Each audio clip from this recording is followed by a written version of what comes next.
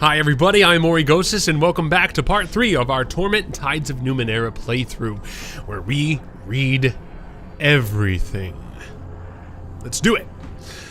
The Spectre. Everything about this spectral figure seems dreamlike. He is a hazy silhouette who seems to be made of blue glass smoke. He wears stylish, well-cut clothes. His handsome bearded face seems hauntingly familiar, though you've never seen him before. He breathes a sigh of relief when he sees you. We weren't sure that would work. We pulled our strength and channeled it through me to reach you, to wake you up. He glances at the other figures here and frowns unhappily. It took more out of them than we thought. The other reflections, they're more like shadows now. Look, I bet you've got a lot of questions. This whole place is basically your mind. Your body's still out there in the real world, healing from that fall. You need to get out there and finish the process. He shrugs. It shouldn't be too hard. Before I met you, it felt like something was hunting me. Do you know what that was? Okay, this is one where I think we just go through all the conversation parts, so we'll start right here. He closes his eyes. That's a memory I don't want to recall. Large, black, furious. It's our death. It's the sorrow. He closes his eyes. I hope it's lost interest in you. If it finds us, we are done for. You said I had... Oh, right, I'm a female! You said I had to finish the process. What do you mean by that? After you wake up from this dream state and attune to the tides, you'll need to find something called a resonance chamber. Your body should have landed somewhere near it. Just climb inside that and everything will be fine. What do you mean, attuned to the tides? Tides are like a force, like gravity or magnetism or something, except they respond to people's actions and perceptions. Your body, that is. Your body in the real world needs the tides to survive. It's not something you need to worry about. Your body will attune as it wakes up. What's a resonance chamber?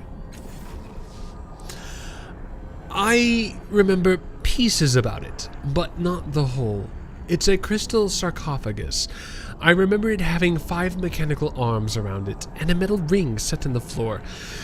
I think we were aiming for it when we fell. When you open your eyes in the real world, it should be nearby. Who are those people? You called them reflections?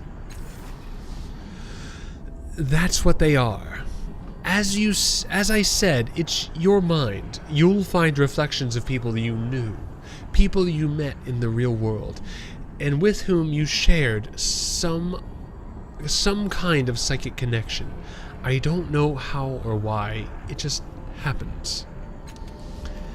If this place is my mind, why don't I remember any of this? Any of you? It's your mind. A construct built to, I don't know, share thoughts? Stare at your true self? Wait, you know how people say, in the first place? This is definitely the first place of your memory.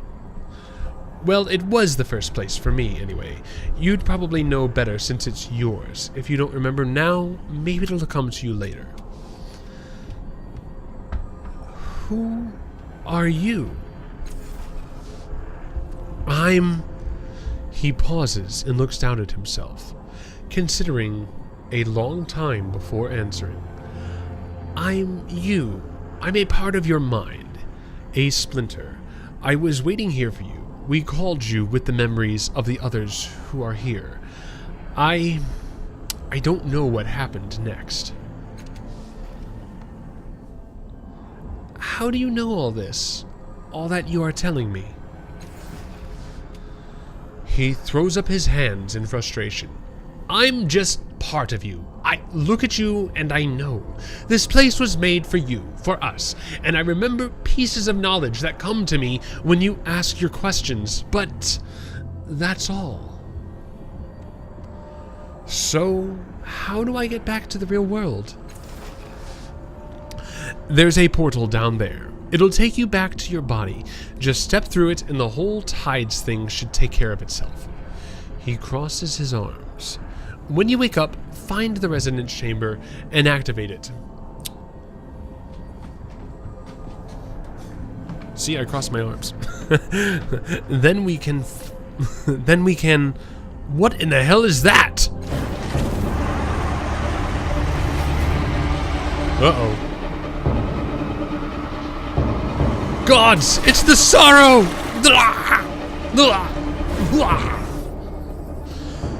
The sorrow! It's anchored to those reflections! It's devouring their power! We have to get rid of them! Destroy its anchors, or else the sorrow will erase us forever! Alright, kill the reflections anchoring the sorrow to your mind. Here we go. Tutorial. Crisis. A crisis begins when you enter into a dangerous situation. Crises are turn-based encounters where you can fight, sneak, manipulate the environment, or talk your way out of trouble. Each turn you can take one action to attack or activate an ability. You can also make one move. That reflection near you. Kill it! You'll loosen the sorrow's anchor. Use left stick to move the reticles at the center of the screen, then A to move the position or attack. Try selecting the highlighted character now. Okay. So I'm going to highlight, that's the character. Effort. Effort can be applied to attacks to increase your chance to hit. As with other tasks, each level of effort increases your chance by 20% at the cost of 1 point from a stat pool. Unarmed attacks use speed, but other weapons and abilities may use might or intellect instead. Alright. Well, let's go for the failure rate, see what we get. Oh, looks like we succeeded. Which is good and fine. Okay. Sorrow fragments. Oh boy. What in the... It's escaping! It's going to hide inside your mind. Now run! Get to the next one! Alright. You can sacrifice your action for the return to double move instead of attacking. The movement preview line turns purple when over a position that requires a double move. Alright, which is probably this. You can barely see it, the line up there. Yeah, we're running. Out of range. Attack. Attack. Okay, I need to just select near him to do it. Would have been nicer if I could have highlighted him and just moved to the closest point to him. Oh boy, another sorrow fragment. Okay, if he goes into my mind. Okay, let's see. What are we going to do next here? Is there any way we can save them? Left trigger, abilities. Oh, what do we got? Hide, onslaught, innervate. No. Well, let's see if I can innervate it. Nope. Okay. Not an ally. Okay, so it won't let me try to save them. Alright, so I guess we need to attack it. When you apply effort to an attack, it also increases the damage you deal. Different weapons and abilities gain different amounts of bonus damage from effort. Nope, we're just going to go with the normal rate. Ooh, didn't do a lot of damage there. You've already used your action this turn, and you will need to wait until the next turn to deal with another reflection. You can move somewhere to spend your remaining move, but you can press Y to end your turn early. We'll do that. We'll just end our turn. Oh, I see. The longer I take, the more sorrow fragments I get. Alright, well, we are trying to go for a bit of a failure run here, so we'll continue with minimal effort. And that's it. Can I attack again? Nope. End turn. And there goes another fragment. Alright. So maybe I'll just put more effort into killing that thing. Or maybe it'll be interesting to see how many of those fragments I get. Missed. Oh, shit! Okay. And I can't use my additional action. End turn. Alright, well, that's the benefits of going for a failure run. Oh, I just want to put all my effort into an attack.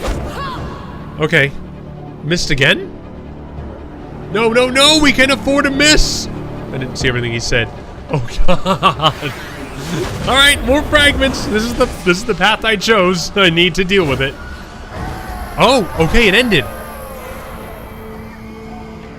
Oh.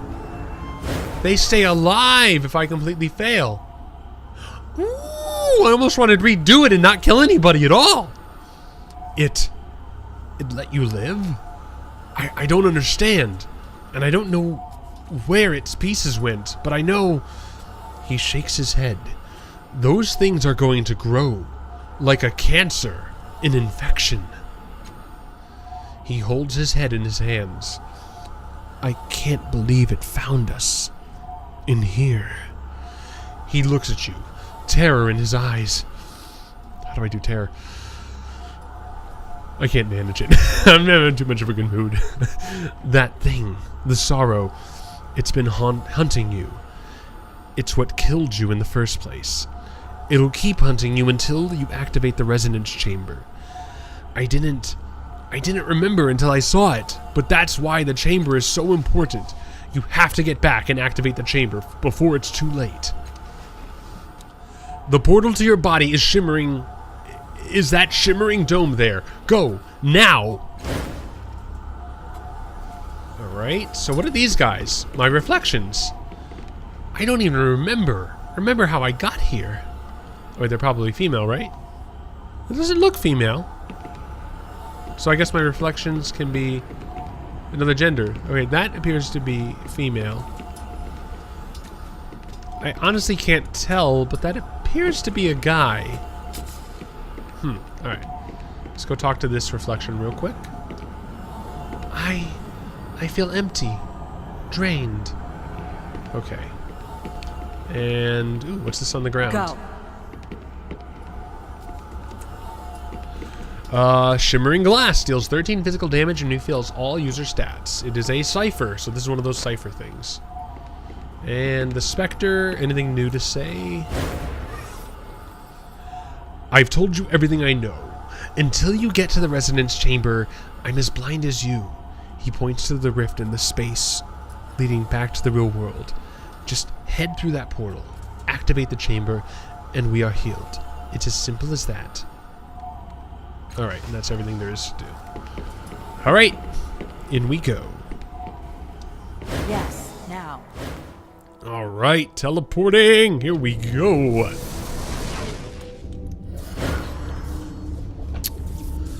Alright. Where did she fall from?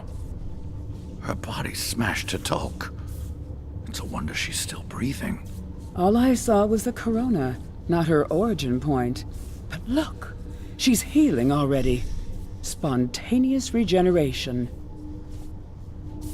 Will you look at... Wait! I know that face! Ah! I knocked him over. Allegern. Ugh. What was that? What did you do, Callisteg? His tone has become accusatory, suspicious. You open your eyes. The first thing you notice is this man's kaleidoscope of tattoos, writhing across his forearms. He wears a long, dark coat, belted at the waist, supplies filling the pockets. His boots are worn and stained from years of travel. Callisteg. You blame me? She emitted an internal psychological reaction in response to the fall, probably related to that fantastic healing process. Obviously, Allegern. Her voice rolls and hisses, and you have to rub your eyes to be sure that you're not seeing double. Faint echoes of her actions trail from her, each nearly mimicking her, though some act and react to stimuli that you can't perceive. Her vivid hair and outrageous clothing remain constant through these shadows. And a few items I've gained. Will-woven adamant regalia, mind-forged plating, witch-crafted shapestone harness, either from DLC or from kickstarting, I don't know. But yeah, that's probably where those are from. Oh, yes. It's obvious, Callisteg. His voice is grim and clipped. Then he sees you looking at him. You're no ordinary mortal. We know that much. Start talking. His face is hard and set. Scan thoughts. She's the changing god. Callisteg is deliberately blinding herself. But why? I'm no ordinary mortal. What do you mean? Who are you? Where am I? How did I get here? Was I dead? Yeah, let's go with that. I'm no ordinary mortal. What do you mean? You really don't know? He cocks his head to the side. I'm starting to think you're not her. Starting to think? Alagern, tell me, is that a novel experience? Scan thoughts. Alagern's being more paranoid than usual. How long must I put up with him? It's her face. I've never seen any other people rebuild themselves like that. Only the changing god could have healed so quickly. He sighs and rubs his face, trying to regain his composure. Maybe you could help me for a change. You know what this means to me. You are familiar with the word changing, Alagern. It implies inconsistency, thus the changing god may well have changed. Several versions of her shrug, and she addresses you. You'll have to forgive him. He believes you are someone he once knew, even though it's painfully obvious to anyone that you are newly born. Her most solid self curtsies. Her most solid self curtsies, while others bow or spin. I and my sisters am Callisteg. This is Alagern. We are explorers, knowledge seekers. That's how we come to be in this room. If I'm not mistaken, you are what we call a cast-off. The changing god created you, body and mind. Your sire used your body for a time, then abandoned it for reasons of his own. Whoa, okay, that's, it's very difficult on the controller. When his mind departed for a new experience, you were born in his cast-off shell. Alright. Where are we? What is this place? Callisteg. A sanctum of your sires. The common belief is he has several such places throughout the Ninth World, possibly other worlds as well. We were only just able to gain entry to this one because of your grand entrance. Who is the changing god? Ha! That's something coming from you. She gives him a sidelong glance. The changing god is your sire, dear. He discovered a path to immortality long ago, a means to transfer his self to a new body of his own creation. I don't think he knew, however, that when he abandoned one body, another mind was birthed to fill the void. Oh, he knew all right. He eyes you up and down coldly. The only thing the changing god cares about is himself. He doesn't give a single thought for those he leaves behind. He sees us as experiments, not humans. If you know the changing god through my body, why do you keep referring to me, to my sire, as he? We know... female. We know your creator through legend and research. He's taken the form of men, women, visitants, and other things. His form is fluid, and his name suggests, but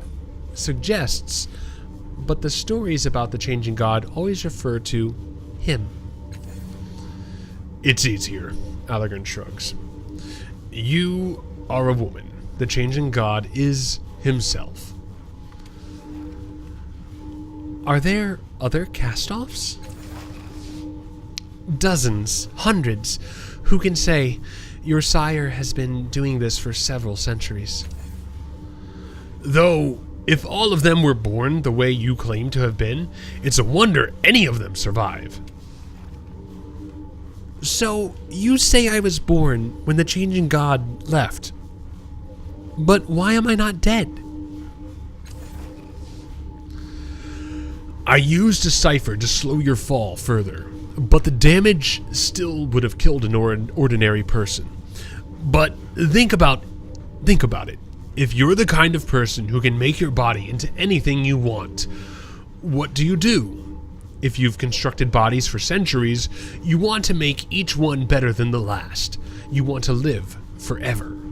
You're not going to let your life end by accident, no. You'll make strong bodies, fast, powerful.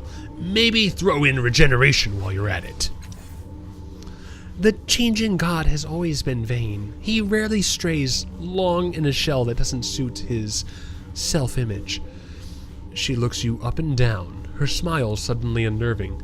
Perhaps the changing god fled because he didn't want to wear those scars of yours. How can you be sure this body's a cast-off? What was the blast of energy when I woke? I already asked that, right? Where is he now? No, I didn't ask that yet. If the changing god abandoned my body, where is he now? If he abandoned your body, then his consciousness fled to another. Oh, that was Allegern speaking. Well, we'll keep him female there. He eyes you keenly. Oh, do stop. The looks she gives Allegern is equally piercing, amplified by the withering glares of her sisters. If there's one thing we know about the changing god, dear, it's that he always has a contingency. This child was born here. The object of your obsession will have been reborn somewhere else. How can you be sure this body's a cast-off? Did I already ask that? Let's go into it. You mean aside from your miraculous reformation?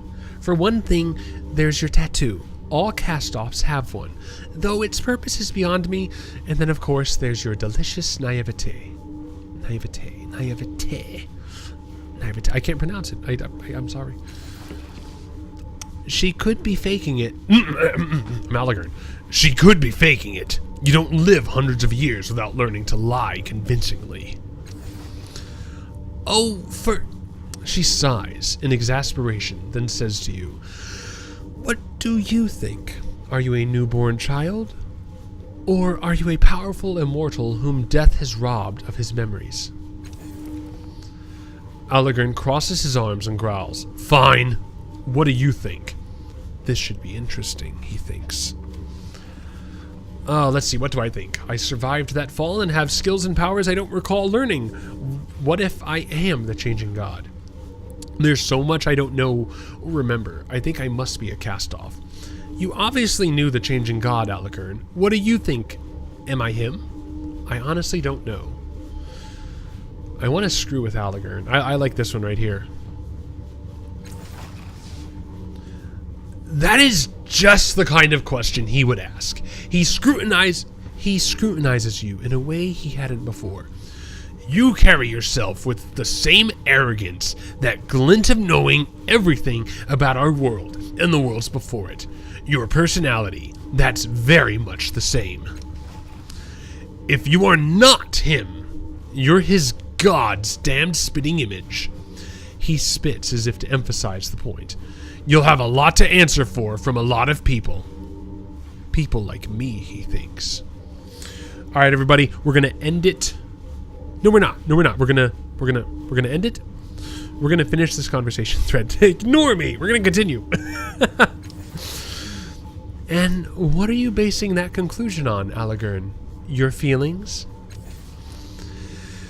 He looks away, and his composure slips a little. God, you're so rancid sometimes, Callisteg. What was that blast of energy when I woke? As I was telling my colleague, it was obviously a psychological reaction of some kind. I've never witnessed the birth of a cast-off, but yes, it could very well have been caused by your nascent consciousness. Don't worry, I don't believe it caused any real harm. Not to me, at least. Really? You've been more abrasive than ever since we came here. He shoots her a sidelong look.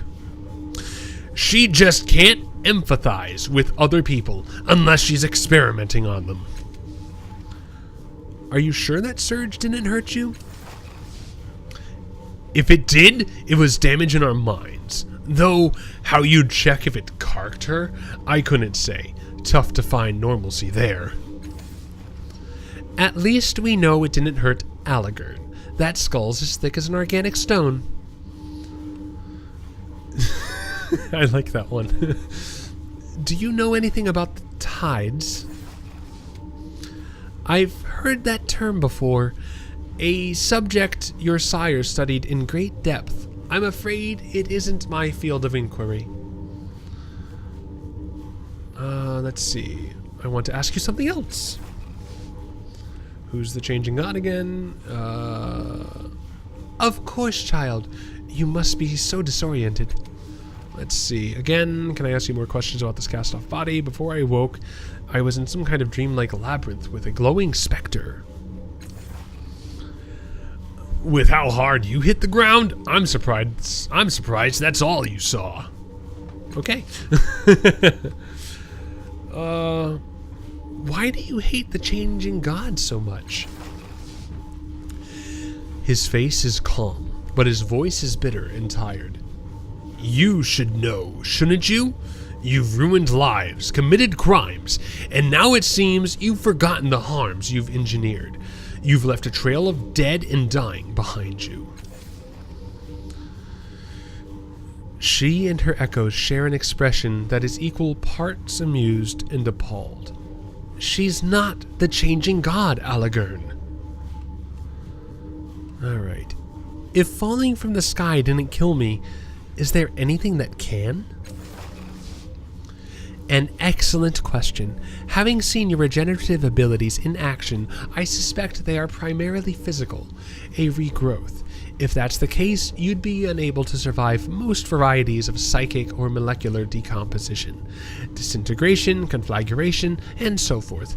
Degenerative diseases could pose a problem, and I know of several entities capable of psychic destruction. As she speaks, a vision flashes into your mind. It's not yours, exactly. Somehow you know this is a memory of the changing gods. You're in a dark room, lit by a myriad of blinking lights and holograms from the many machines surrounding you. What about a body that can withstand the sorrow's attacks? Says a voice.